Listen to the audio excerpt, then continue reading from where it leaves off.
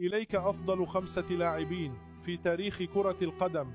أما صاحب المركز الأول القليل سوف يعرفه.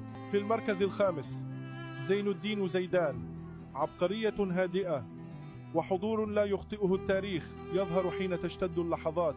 في المركز الرابع ليونيل ميسي، موهبة استثنائية جعل من المستحيل أمرا مألوفا ومن الإبداع عادة. في المركز الثالث دييغو مارادونا، أسطورة حمل وطنا بأكمله على قدميه وكتب المجد بموهبة فطرية.